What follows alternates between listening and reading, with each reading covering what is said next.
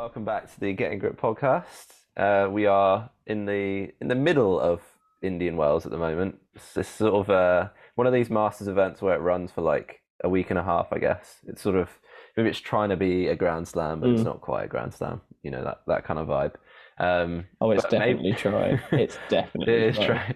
Maybe because it's in the middle of the desert, they're like, well, if you're going to make that much effort to go out there, yeah, we'll give you like an extra few days. All the people that are traveling out there, yeah, I don't know, but yeah, we are sort of in the middle of it at the moment. I don't know, I guess headlines so far, or the one headline for me is that Murray has actually won a match in straight sets. Merlin will be very happy about that. Probably also hoping that's not a question that's going to come up because I've probably just ruined it now. But anyway, but that's not the question. Okay, good. So yeah, we're gonna follow that kind of quiz format again, seeing as it's been a few weeks since we've done it. Merlin's prepped the questions, and he says that this is going to be my best chance of getting 5. So I refuse to believe that I'll ever get 5, but you know, here goes nothing, I guess. Well, let's face it, Ben. You don't have a great record when it comes to these quizzes, and answering questions on our podcast it's just not your forte. But I do honestly, I do believe this, that if you're going to get 5, it's going to happen today. If you're not going to get 5, then if you don't get it today, then it's not happening.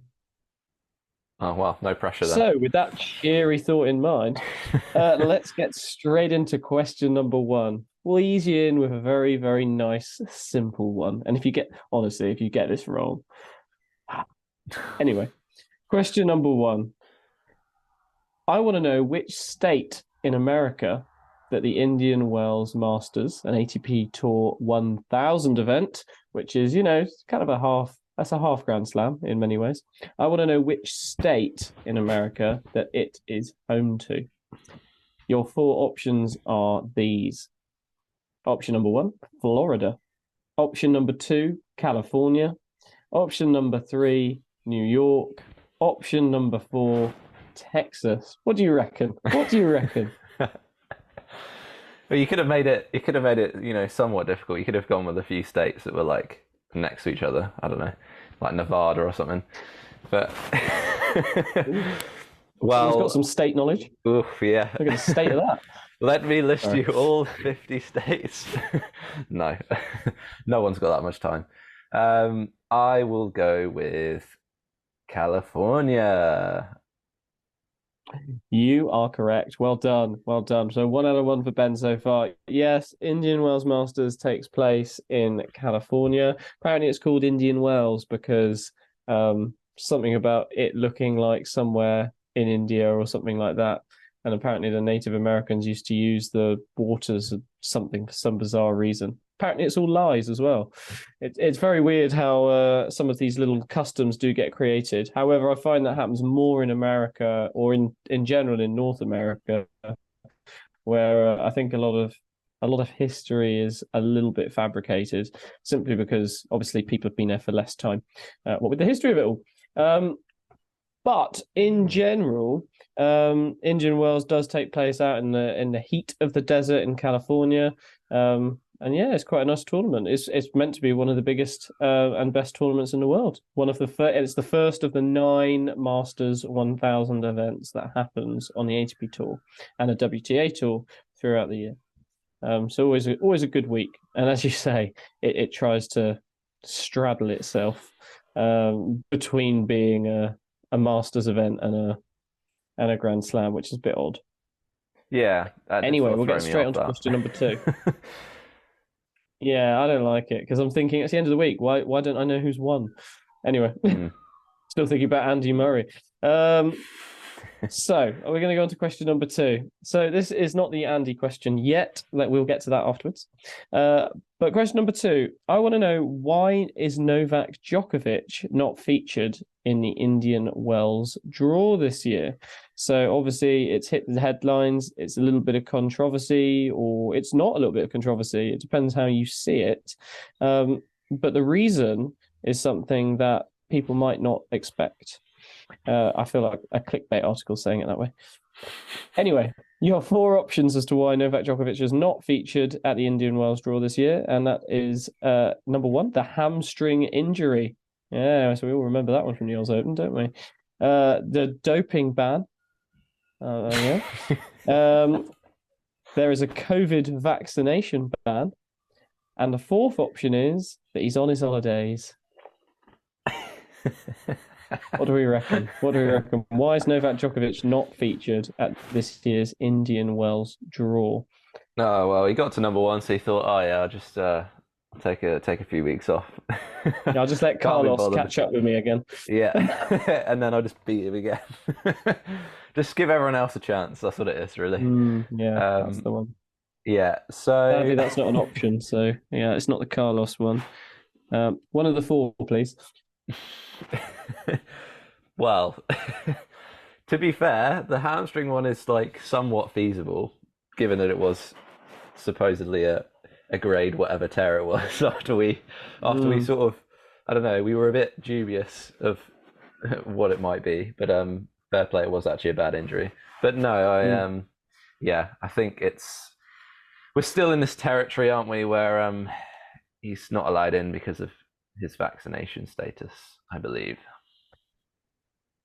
You are correct. Yes, Novak Djokovic is not featured in the Indian Wells draw in America, in California, in America this year, because they still have a policy about COVID vaccinations before entering the country, unless, of course, you are a citizen of the United States. I'll be honest with you. I think it's gone a bit beyond a joke now.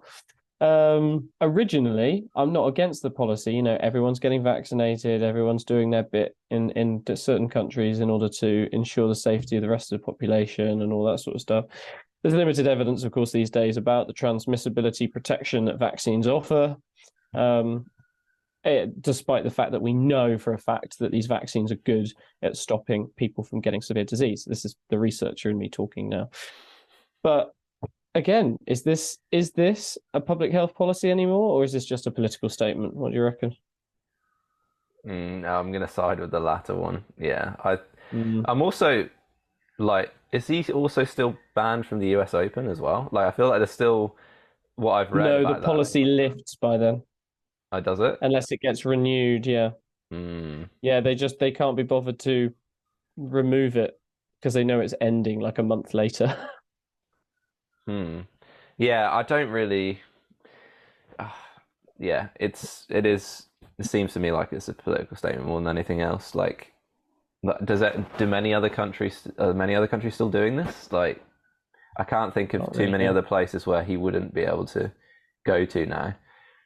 And for somewhere like the US as well, where there's like, especially in tennis, the respect to tennis, there's so many big tournaments like coming up and through the year, like at Masters tournaments as well. Like they've got this one, then there's Miami, and then there's, in the actual hard court swing, there's Cincinnati. That's a Masters event as well, isn't it? And then there's like 500 events. Yeah, like Delray Beach, and yeah. So yeah, if I'm Novak, I'm pretty pissed off, I think, at this whole situation. Just as he was kind of building up some momentum. Like, think of last year when he came in and it took him a while to like get going, right? He lost a few matches that you wouldn't normally expect him to lose. And then even when he won Wimbledon, I don't think he was like fully at his best. And then I feel like, once we got to the Australian Open, like at the start of this year, he was sort of back to what we know he can be. And then he's just built that up, and now it's like, oh no, sorry, he can't play for a few months. Obviously, he can train and stuff, but like, yeah, as we say, match practice is the key thing, and he's just not really getting that. So match practice at that level, or at any level really. If you want to win matches, you've got to play matches, and you know, even if you're taking a long time to come through them, as Andy Murray is proving, that it starts to pay dividends.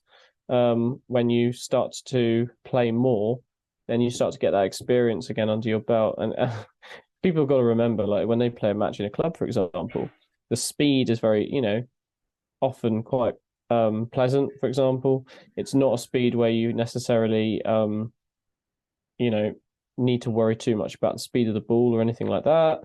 So you've got loads of time for decisions. Whereas these guys, they're making they're making decisions before they're aware they've been made. They've got to react that quickly. It's pretty much autonomous. So yeah, again, that match experience is very important. Yeah, disappointing. But anyway, maybe someone will see sense at some point soon.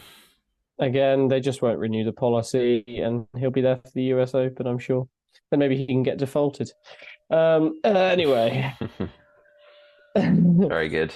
So we're on for 2 out of 2. It's a pretty good start. How do you feel? How do you feel? Do you reckon you're confident for this 5 out of 5? The first 5 out of 5 you'll ever get? No, never.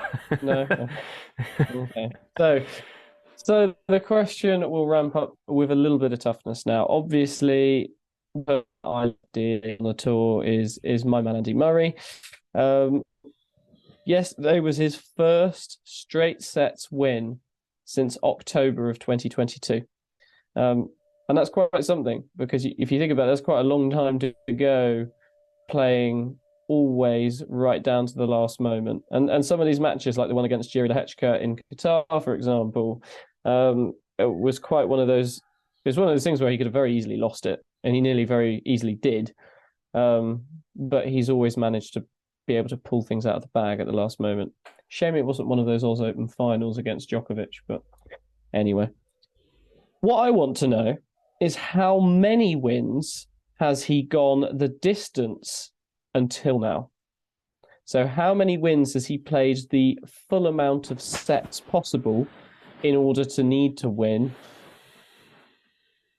until this day, until yesterday, where he won in straight sets against Albert? And now your 4 options are: is it 5 matches that he has won? Is it 8? Is it 10 matches? Or is it 12 matches that he has won by going the distance and playing all of the sets you possibly could in a match in these tournaments? Oh, God. Hello, darkness, my old friend. Do I hear you getting the question wrong? So we know there was 2 5-setters at the Aussie Open.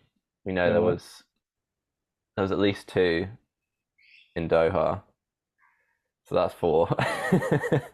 Is it at least 2? Because bear in mind, he got to the final in Doha. Yeah, anyway, it must have been more than that. And then I'm trying to think back to like last year as well, like November, December time. But what tournaments did he even play at that point? This is what's throwing me off. It's definitely not the higher end. It's one of the first 2. Oh.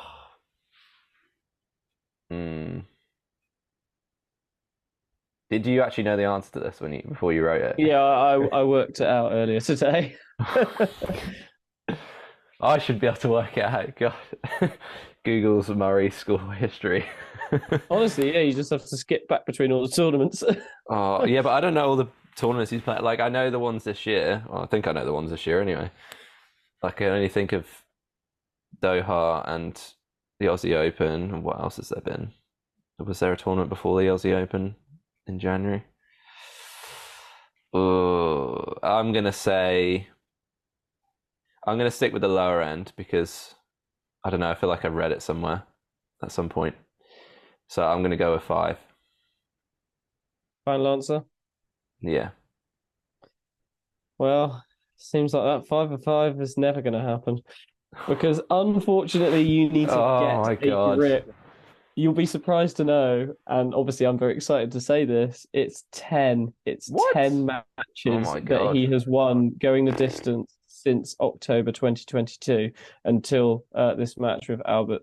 So yeah, that's pretty incredible. Again, we're remembering the fact that there's those 2 massive matches at the Australian Open.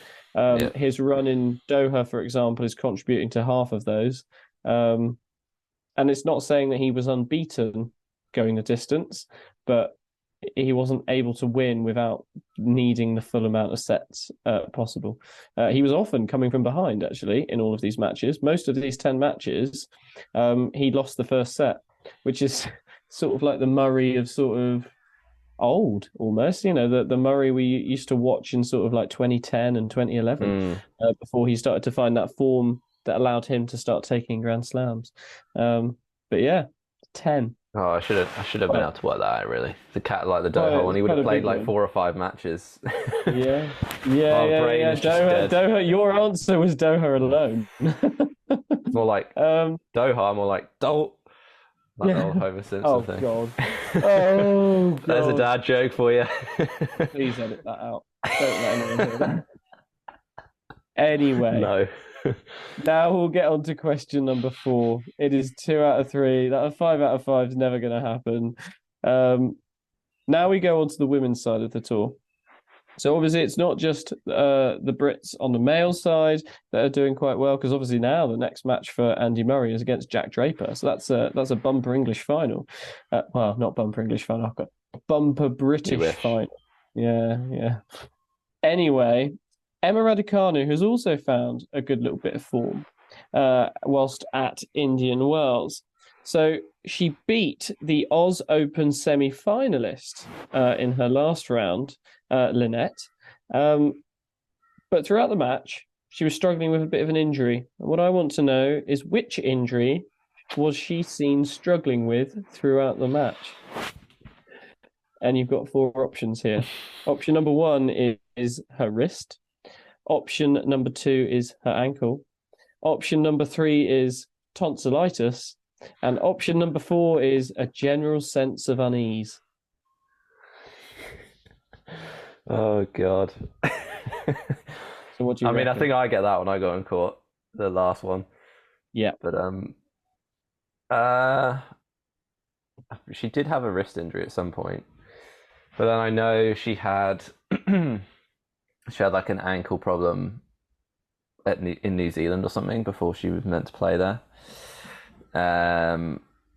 So between those two, I should know this really. Like, this is really bad.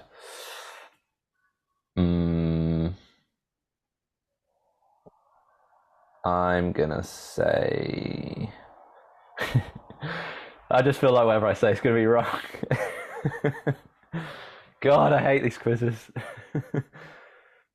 I'll go with ankle. It's like a 50-50 for me. I feel like if it's a wrist injury, that's gonna be more of an issue like during a match. But final answer? Why are you gonna say it like that? Yes, it is my final answer. Well, I gave you a chance to go back on your word, but you need to get the grip again. It was indeed a wrist injury that she was seen struggling with throughout. So she actually went into the match. She went into the tournament even with still fighting tonsillitis, and she had a wrist injury. And to find some really good form against Lynette in that match whilst struggling with that, I think she started to feel it most on her serve towards the end of the first set. It was quite obvious because she had the trainer come on and she was like sort of like shaking it off, and gave her a little bit of painkillers. But yeah, again, like if she's able to come through some adversity to find that sort of form, then all the better for it, I think, because that's the sort of thing we need to see from her more. Obviously, everyone's waiting for her to get back to the level where she, won previously. Everyone's very excited about the possibilities.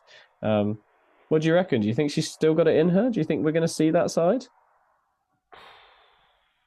It's hard. Like, we need to see some evidence, like, of her going deep in a few tournaments first, because like, I know she won the US Open, like, seemingly out of nowhere or whatever, but, like, that's very rare for that to happen. Like, there needs to be some kind of, like a lot of form coming into it normally.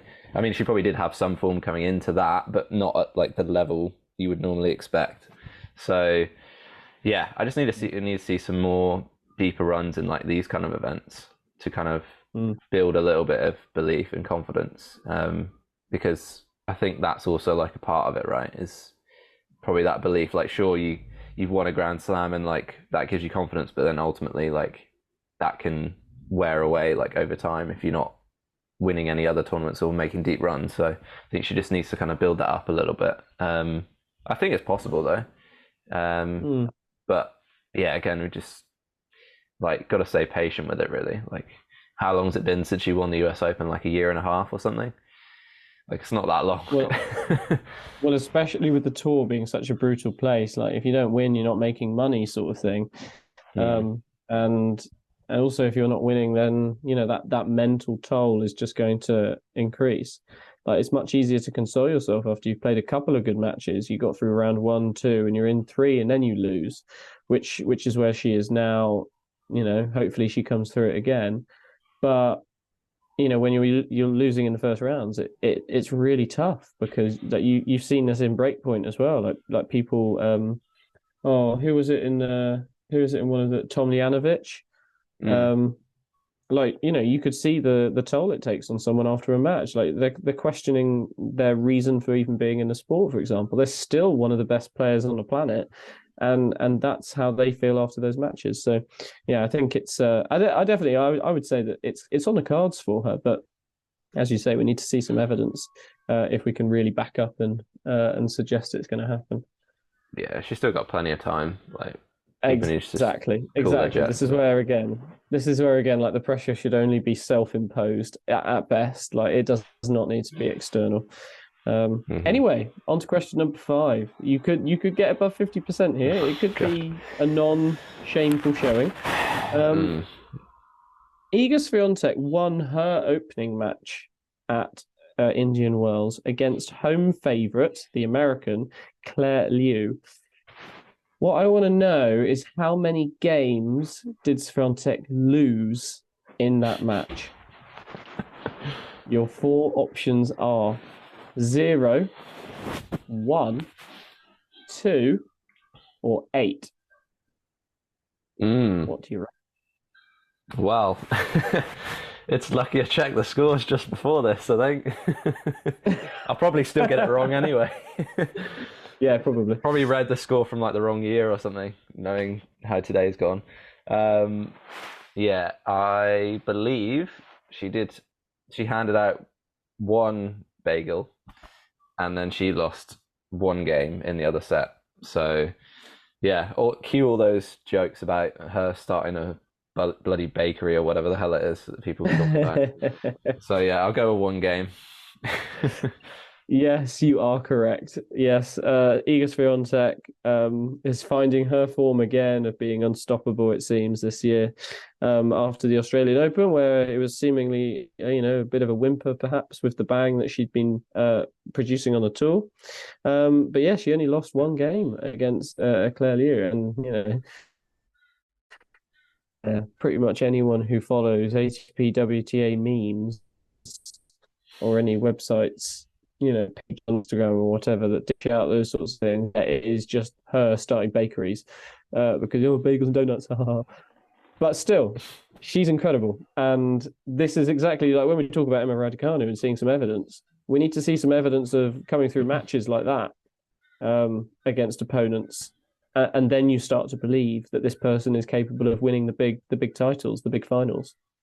Yeah, she's just she's just ruthless, isn't she? More so than pretty much any other player. Like, how many other players do you see just like bageling people like left, right, and center? She gets through those earlier matches normally like pretty like unscathed, and again it keeps her like a bit fresher for the matches towards the back end. Whereas I think a lot of other players, most other players, struggle to do that. Like, I don't see many other players winning like 1-1 or even 2-2 or something. It's just not it's common. funny. It's funny you say that. It's funny you say that because Novak Djokovic does that sort of thing, where he tends to try and make his early matches as an easy and clear a win as possible, save his body for the incredible acrobatics that he does.